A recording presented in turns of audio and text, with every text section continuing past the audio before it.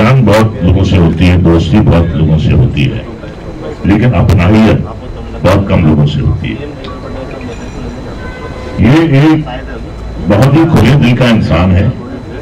इसे जो भी बोलना होता है ये मुंह पे बोल देता है, दिल में कोई बात रखता नहीं है। और 650 फिल्में, लेकिन आपकी बातों को मैं सेंसर ऑफिस में जरूर भेजूंगा, क्योंकि एक censorship mister big boss Gajendra Chauhan is here.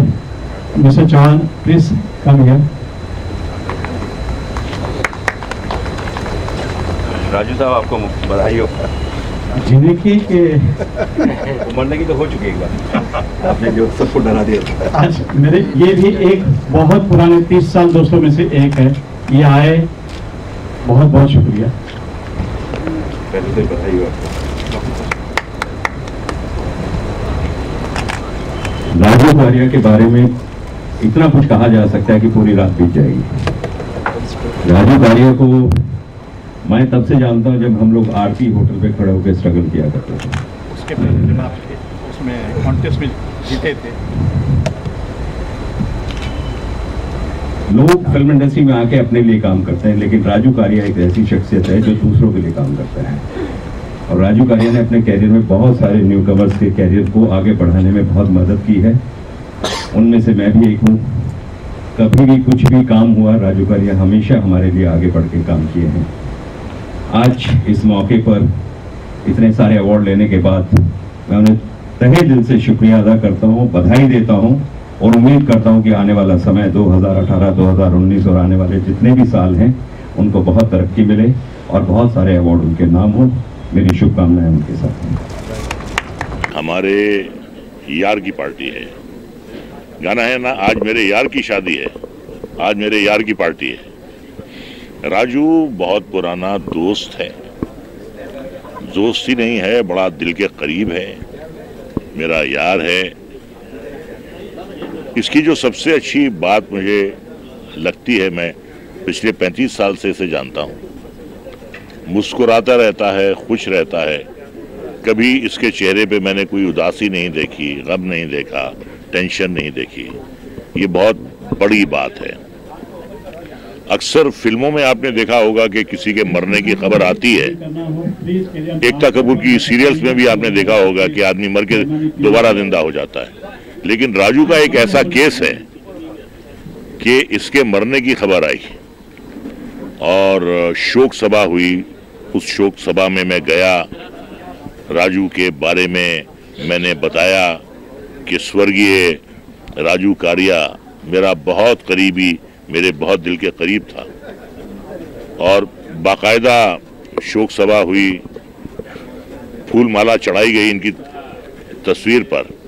और एक दिन फोन आता है, हेलो रजा भाई। तो मैंने सोचा कि ये आवाज तो बड़ी जानी पहचानी है। रजा भाई, मैं राजू कारिया बोल रहा हूँ। मेरा जो दिल है वो बिल्कुल मेरे हलक में आ गया।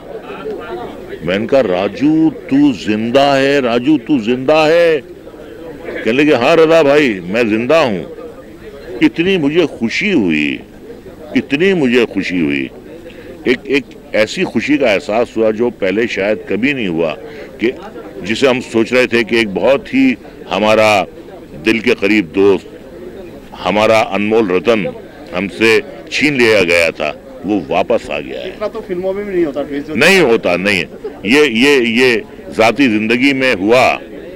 और आपके साथ लाइफ में पहली बार हुआ ऐसा वाकया जो हुआ? ये तो पहली बार हुआ है और शायद आगे भी ना हुआ ऐसा वाकया। बॉलीवुड को हिला दिया। जी बिल्कुल बिल्कुल बिल्कुल। तो देखिए, 650 फिल्में करना जो है वो अपने आप में एक बहुत बड़ा अचीवमेंट है। और वो तभी आप कर सकते हैं जब आप अपने काम के प्रति ईमानदार हैं, आप लोगों से ईमानदार हैं, आप कमिटमेंट से ईमानदार हैं, तभी हो सकता है। 650 फिल्में आदमी ऐसे नहीं कर सकता। और जब भी उसका कोई फंक्शन होता है वो हमेशा मुझे याद करता है। और मैं चाहे कितना भी व्यस्त क्यों ना हूँ, इसका फंक्शन अटेंड करने के लिए मैं ज़रूर आता हूँ। और मैं यही कहूँगा कि ना बिछड़ेंगे मर के भी हम दोस्तों। मर के भी बिछड़ा कहाँ वो, मर के वापस आ गया बिछड़ाने। ना बिछड़ेंगे मर के भी हम दोस्तों, हमें दोस्ती की कसम दोस्तों। पता कोई पूछे तो कहते हैं हम कि एक दूजे के दिल में रहते हैं, नहीं और कोई ठिकाना हमारा, सलामत रहे दोस्ताना हमारा। भागवत चौधरी का ऑटोग्राफ लेना शख्स जो आज यहाँ पर खड़ा है, आपको कैसा, मतलब इस बारे में क्या कहना चाहिए? भागवत चौधरी के ये आया था मेरे ऑटोग्राफ लेने। मैंने कहा तू कौन है भाई? कहने लगे मैं राजू कारिया हूँ। क्या करता है? तो कहने लगे सर मैं एक्टर बनना चाहता हूँ। मैंने कहा ये तो मैं नहीं कह सकता कि तू एक्टर बनेगा या नहीं बनेगा, लेकिन जिंदगी में तू कुछ करेगा, मुझे ऐसा लग रहा है। और वो मेरे शब्द कितने सही साबित हुए, याद है मुझे। अली भाई आप क्या कहना चाहेंगे? एक जोड़ी है आप दोनों की, हमेशा साथ में पहुंचते हैं, आप भी ध्यान से सुन रहे हैं इन बातों को, आपका क्या कहना है? भाई रजा भाई जहाँ भी जाते हैं हमको लेके जाते हैं, लेकिन ये कभी हमको लेके नहीं जाते। तो ऐसा है कि राजू कारिया हमारे स्ट्रगलिंग पीरियड के दोस्त हैं। उन्होंने साथ में बहुत काम भी किया, बहुत स्ट्रगल भी किया है, और he is very hard working, और यही वजह है कि आज उस मुकाम पे हैं। और देखिए जो भी इंसान यहाँ आता है उसकी कोशिश होती है कि मैं एक्टर बनूं। जैसा कि रजा भाई ने कहा, जो इतनी बड़ी बड़ी फिल्में की, 650 फिल्में करना कोई इतना आसान काम नहीं है। उस आदमी की शख्सियत है, उस आदमी की हार्ड वर्किंग है, ऑनेस्टली है, तो हिम्मत से ईमानदारी से काम किया तो अल्लाह ने उसको इस मुकाम पे पहुंचाया। मैं मुबारकबाद देना चाहूँगा, और मैं ये दुआ करना चाहूँगा कि हमारी और रजा भाई की भी दोस्ती हमेशा इसी तरीके से कायम रहे। सर राजू जी की जिंदगी जो है अपने आप में एक फिल्म की स्टोरी है, कहानी है। Yes yes. शायद आज तक पहली बार क्या कभी हुआ नहीं ऐसे, जैसे राजा भाई ने बोला कि मेरी लाइफ में फर्स्ट टाइम ऐसे हुआ है जो किसी से फोन आता है, डेथ हो गई, उससे फिर फोन आता है मैं जिंदा हूँ। भाई मुझे रजा भाई ने भी बताया था कि यार ऐसा ऐसा हादसा हो गया, तो हम लोग परेशान थे, और ये हिम्मत ही नहीं हो रही थी। राजू का मेरे पास नंबर था कि मैं राजू कारिया को फ़ोन करूं, प्लीज़ राजू कारिया आप यहाँ पे आ जाएंगे। मैं राजू कारिया को ये फ़ोन करूं कि ऐसा ऐसा सुना, तो ये हिम्मत नहीं हो रही थी। रजा भाई बोले मियाँ ज़रा पता तो करो, क्योंकि कोई भी खबर अच्छी या बुरी आती है तो रजा भाई का पहला फ़ोन मुझे आएगा कि मियाँ ज़रा तस्दीक हो लो कि ये बात में कितना दम है, ये सच्चाई है या नहीं। तो मैंने कहा रजा भाई मौत के बारे में कैसे किसी से पूछूं कि राजू कारिया की डेथ हो चुकी है, ये हिम्मत नहीं हो रही है। मैं सिंटा से पता करता हूं कि कोई ऐसी खबर आई है कि मीडिया में इस बात को माना नहीं गया था कि राजू कारिया एक्सपायर नहीं हो चुके हैं, लेकिन कहीं ना कहीं समझौता करके बैठ गए, हो गया। लेकिन मैं आपको एक बात बताता हूँ, ऊपर वाला भी नेक लोगों को बुलाता है, ऊपर वाला भी अच्छे लोगों को बुलाता है। ऐसे लोगों को ऊपर वाला बहुत सोच समझ के बाद में बुलाता है कि यहाँ आके भी जो है ये गड़बड़ करेंगे,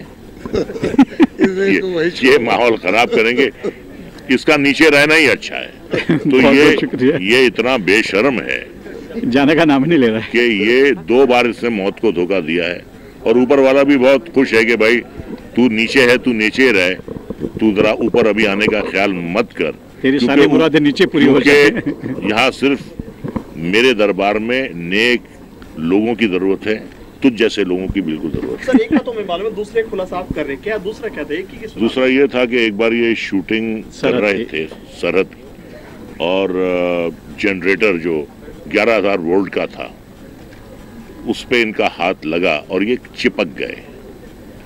अगर इनकी जगह कोई भी शरीफ आदमी होता तो अब तक उसका 5 मिनट में राम नाम सत्य हो जाता, लेकिन इतना बेशर्म है, यमराज को भी धोखा दिया। नहीं, लेकिन मैं उस टाइम पे शुक्रगुजार रहूँगा डेनिस साहब का और राज बब्बर जी का और फराह का, जिन्होंने मुझे न्यूट करके मेरे पूरे बॉडी पे ब्रांडी घसी और अपने अपने डॉक्टर को बुलाया, और तब ने सबने डॉक्टर ने ये कहा कि ये सजेशन किसने दिया था, तो बोले डेनिस साहब ने, और डेनिस साहब की वजह से उस टाइम पे जान बची थी, मेरी मुराद पूरी हो गई। एक सवाल हमारे बार बार दिमाग में आ रहा है कि ऐसा क्या था जो आप अपने आप को मरा हुआ घोषित कर दिया था, क्या था, ये सब जानना चाहते हैं। इसलिए कि मैंने एक मेहुल कुमार की फिल्म की थी। मेहुल जी, इन्होंने एक सवाल किया कि आप हमेशा क्यों मरते हैं। मैंने कहा एक मैंने फिल्म की थी, मेहुल कुमार डायरेक्टर प्रोड्यूसर थे, और मेरा हीरो उसमें हीरो था गोविंदा, और उसका नाम था हम तुम पे मरते हैं, और इन्होंने बनाई थी मरते दम तक के, तो मैं बस मरते दम तक ऐसे ही रहूँगा। सर आखिरी एक जाते क्या मैसेज रहेगा कि जैसे बोला कि एक रिक्शा चलाने वाले एक अच्छा पीआर, एक पूरी इंडस्ट्री में सबसे आज बेहतरीन पीआरओ हैं आप, तो मतलब मेहनत आदमी को आगे ले जाती है, सच्चाई और मेहनत, क्या कहेंगे इसके बारे में? मैंने हमेशा प्रोड्यूसर को अपना माना है, वो इसलिए कि मैं आपसे एक सवाल पूछता हूँ कि प्रोड्यूसर का स्पेलिंग क्या है, बताइए क्या है? PRODUCR। Thank you very much. Thank you sir. एक मैं बुक रिलीज कर दूं मेरे। मैं बस में यही कहूँगा भाई कि अगर बस कंडक्टर रजनीकांत सुपरस्टार हो सकता है, Johnny walker bus conductor super comedian हो सकता है, ले बेटा, तो एक रिक्शा चलाने वाला सुपर PRO क्यों नहीं हो सकता? सर इस तरफ मैं पिछले 50 साल से बॉलीवुड में हूँ, बॉम्बे में हूँ और 40 साल से PR कर रहा हूँ। इस 40 साल का जो मेरा सफ़र रहा ये बहुत बेहतरीन रहा। मुझे कई स्टारों ने, कई प्रोड्यूसरों ने, कई डायरेक्टरों ने और ख़ास करके मीडिया ने बहुत सपोर्ट किया। अगर मीडिया मुझे सपोर्ट नहीं करती तो मैं आज तक यहाँ नहीं पहुँचता। Thank you media, thank you everybody. Sir अभी बहुत सारी चीज़ें हैं, काफ़ी बदलाव हो गया इंडस्ट्री में, तो पुरानी बातें करें, कितना बदलाव आ गया? सर बदलाव कुछ नहीं हुआ। उस टाइम में मोबाइल नहीं होते, चीज़ें नहीं सर सूरज अगर उगता है तो सूरज सर पे भी आता है, अगर सूरज सर पे आता है तो ढलता भी है। ढलता है इसका मतलब ये नहीं कि कल उसका उदय नहीं होगा।